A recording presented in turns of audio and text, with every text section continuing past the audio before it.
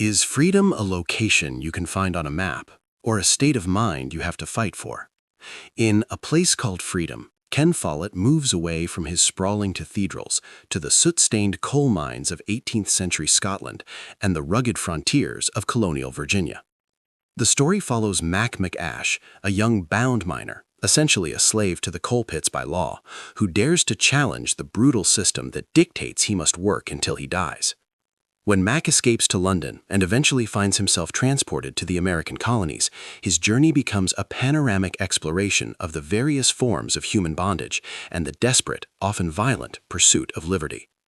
The narrative is a masterclass in historical world-building, contrasting the claustrophobic, dark tunnels of the Scottish mines with the vast, untamed wilderness of the New World. Mack is a classic Follett protagonist, principled, physically resilient, and fueled by a righteous anger against the aristocratic Jameson family who own him. Parallel to Mack's struggle is the story of Lizzie Hallam, a spirited noblewoman trapped in a different kind of cage, a stifling marriage, and a social code that views her as property. Their lives intertwine across two continents, highlighting that whether you are in rags or silk, the hunger for autonomy is universal.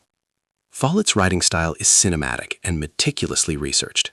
He exposes the grim realities of the 1700s, from the hell-on-earth conditions of the shipping halls to the corrupt legal systems that made human beings into commodities. The pacing is relentless, shifting from the tension of a coal mine collapse to the high-stakes drama of a Virginia tobacco plantation. Follett doesn't just describe the era, he analyzes the economic engines that drove it, the tobacco trade, the rise of the Industrial Revolution, and the early stirrings of the American Revolution.